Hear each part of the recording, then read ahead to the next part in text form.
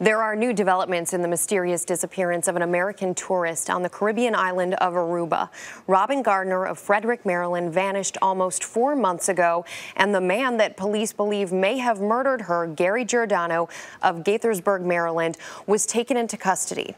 But now he's about to be released, and something prosecutors describe as a huge setback for their case. CBS News correspondent Lee Cowan reports. Gary Giordano was the prime suspect, the only suspect, in the disappearance of Robyn Gardner, a 35-year-old American tourist who took off to Aruba for a vacation with Giordano after meeting him online. But she was never seen alive again. Prosecutors immediately pointed the finger at Giordano, but never charged him with a crime. So, after more than 100 days in custody, an Aruban judge said enough was enough. Giordano could be a free man as early as next week. All along, Giordano maintained that Gardner had been swept out to sea in August as the pair was snorkeling at sundown. His attorney called it a tragic accident, nothing more. But prosecutors were suspicious, saying they found enough circumstantial evidence to doubt his story and wanted more time to gather evidence. But without a body, a murder weapon, or much of a motive, a judge decided the window for prosecutors to harden up their case had come and gone, leaving Robyn Gardner's friends and family still looking for answers. Lee Cowan, CBS News, Los Angeles.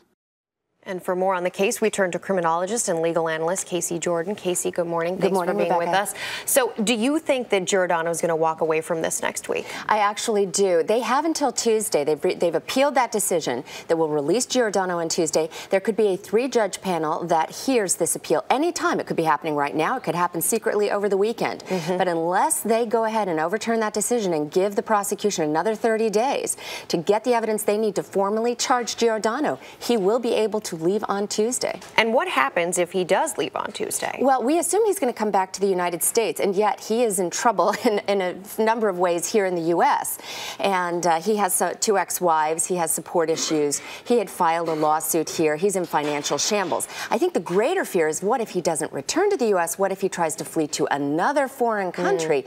Then it would be hard to get him back, extradite him, in case that evidence does turn up in the future. What about, you bring up the idea that the evidence could turn up in the future? There is no body here, and that has been one of the issues surrounding this case. We've discussed it in the past.